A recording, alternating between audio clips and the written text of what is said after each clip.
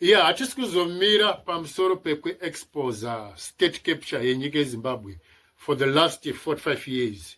Saka we are there kuti timutsane, tuvhurane maziso, ndokuti vazhinji vachakarara. Then tichionesana kuti apo, uko, right.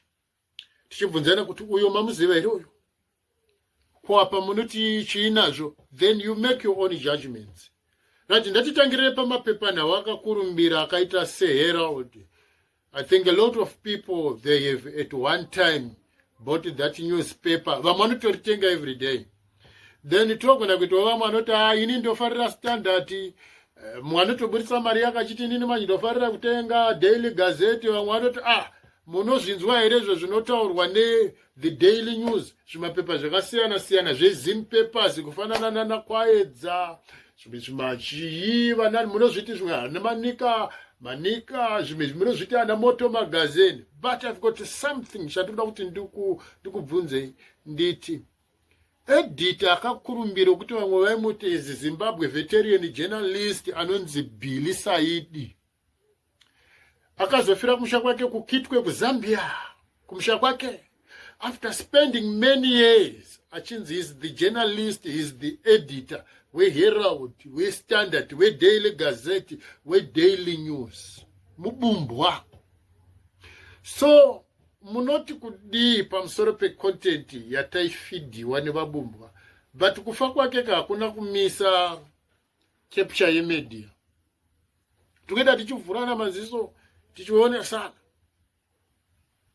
Then amusi kuona here kuti pane continuation iri kuitika because wakadabvunza kuti Gambakwe, I think vazhinji vanomuziva kuti ndiye akatengesa vanhu vaikrosa paboard vachipiwa ma3 months ma6 months chichi akati vanhu vari kubhadhara mari.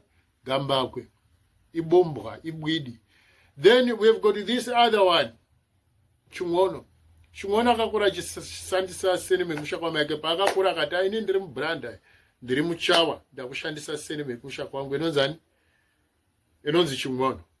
So you find kuti is the same Ching'ono iyeye wekuti he was talking about creating a government in exile. They want to replace ZANU-PF with a different ZANU-PF zvakare. Muri kuzvona tiri kubva pavabumbwa nemabwidi todzoserwa futi muvabumbwa nemabwidi. So zvimwe zvinhu zvatiti zvekuti tinoonesana, makada kutarisa content yana Ching'ono iri kupolitics, makada kunoona content yana Gabangwe iri kupolitics. Saka maZimbabwe ari P. So we are being conditioned about what to read, what to think, what to see, what to hear. That is why it is very, very important kuti tite make sure kuti information yasvika kuchizvarwa chaicho chemuZimbabwe. A lot of people, they know nothing about this. Yende pamasvingo pamakaranga. Munoziva here kuti mumasvingo mwemi makaita meya ainzi Francis Phiri. Ndikubvunzei imi makaranga kuti imimi makazoita ukamarini nana Phiri. Makazoita ukamarini nemaChawa nemabwida nemabumbu. Akaita meya achitotaura shiti pamusoro pazvo. Aitaura shiti singaite kuti makaranga eri maVictoria akapusa, they are very stupid. Opedza kudaro kuti tinokwira vakadzi vavo nevana zvekuti dai anga asina kufa nemukondombera, asina kufa neHIV AIDS, nhasi angadai achingoita the same thing, angadai ari meya achitora vakadzi vevanhu, vasikana vevanhu. Tikutaura hunhu hwavo vanhu ava. And you find that he is not alone. Hey, Minister of Finance Bernard Chidzero, makange mune ukama naye here, everybody knows him. Rakange riri bwidi, riri Brandaya, riri Chawa rekumalawo. But he became the Minister of Finance for a long time. Amena kuti zvacho munombozviona here kuti Tendai Biti is not one of us. Ibumbwa muZambia, ndiani kwanoziva kumusha kwake. Vese anatemba Mliswa ava. The list makada kwenda kuma businessmen acho atinoti maZimbabwean businessmen anachiyangwa maBranda. Makada kutarisa muZANU-PF vacho vainzi the upcoming new leaders vanakaswere maBranda. Kumusha kwake hakusi kuMount Darwin, kumusha kwake chaiko nyasara ndoko ndiri kutaura zvinhu zvechokwadi. Tinofanira kuti vanhu vazivani kuti uyu akabva kwakati, uyu ndowerudzi rwakati, uyu. Ndichitaura ndichiti Phiri akaita meya pakati pemakaranga kumasvingo, achituka achiti vanhu vakapusa ndokwera vakadzi vavo, achivakwera achivapa chirwere, iye akadzambara akafa. Iko ndizvo tine vamwe vanhu vane zvirwere dzimba zhinji dzakaparadzwa nemubumbwa. Makatarisa Mnangagwa. Can we say our nation is blessed? Kubvunza kuti President Mnangagwa is a foreigner, ane mukondombera, anofamba achirepa vanhu, achipa vanhu hosha, njovera inotyisa. Kembo Mohadi, sinoti Zimbabwe, naye muforeigner mubumbwa, anorwara ane mukondombera, vanachiwenga nokoko nokupenga nekudi. Muna chokwadi here, then ukoko opposition tinana biti vacho havasi maZimbabwe, nayo anorwara, everybody knows ane mukondombera nevana vakawanda. Blessing no, is it no nature of a blessed state, of a blessed country? Ndo ndikuti ndikubvunzei mimi. Mukada kutasa vacho vanodzi macelebrity, vana Alec Macheso ndo mabwidi vane mukondombera futi vari kurwara. Saka ndoro pafadzi yatakapiwa naMwari kuti ivo vemukondombera.